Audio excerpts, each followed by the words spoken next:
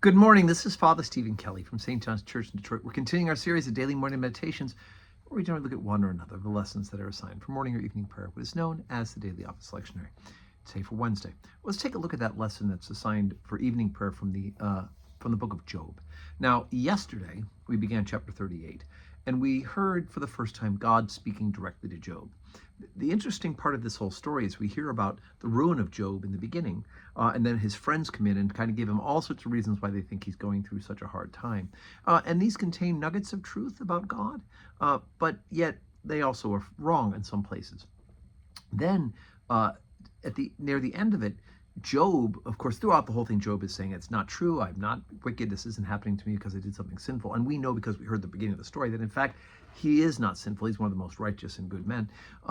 But in chapter, he says, Job then turns around and basically tells God. He's the only one who speaks to God. And he tells God that he has to explain to him why this is happening, right? And in fact, God speaks to Job. And so we began yesterday, and where God said, were you there when I created the world? Were you there? Tell me that. And then we're going to pick up with that line of reasoning from God himself. Chapter 38, beginning at verse 19. Where is the way that light dwelleth? And as for darkness, where is the place thereof?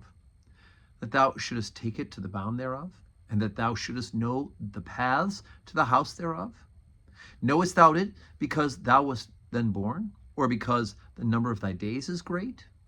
Hast thou entered into the treasuries of the snow, or hast seen the treasures of the hail, which I have reserved against the time of trouble, against the day of battle and war? By what way is the light parted, and scattereth the east wind upon the earth? Who hath divided a water course for overflowing of waters, or a way for the lightning of thunder? To cause it to rain on the earth where no man is, in the wilderness wherein there's no man. To satisfy the desolate and waste ground, and to cause the bud of the tender herb to spring forth.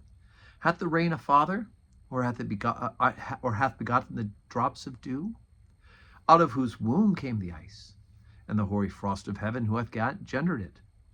The waters are hid as with a stone, and the face of the deep is frozen.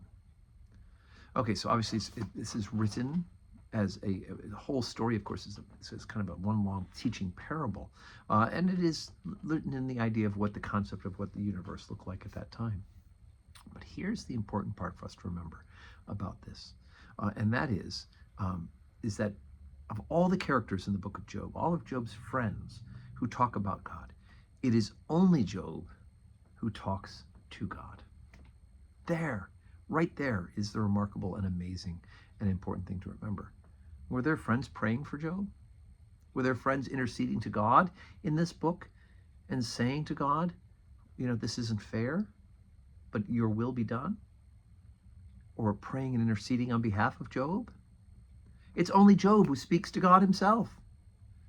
And even though Job says, I won't be satisfied unless this, and this happens, I'll go ahead and read ahead. Job is just satisfied that God hasn't abandoned him, that God is, in fact, speaking to him, even if he is chiding and correcting him. Don't stop speaking to God. Stay in the life of prayer, even when things are good and when things are hard.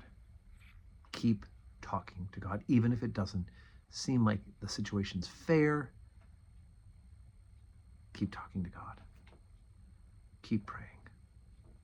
So today's Wednesday, and today is Detroit Tiger baseball playoff game here in Detroit. We don't have a service today because, quite frankly, the neighborhood is going to be chaos. People will be heading over to the stadium at 10 o'clock in the morning. The employees, the gates open at 12:30. It's going to be a maddening whole afternoon. So there'll be no public worship at St. John's, but please do say your prayers. Pray for all those who will be coming down to the neighborhood, all those who are working at the stadium as well, for safety. And of course, we hope, I know God doesn't choose sides in baseball, but we hope for a good Tigers victory. And may you have a wonderful Wednesday full of blessings.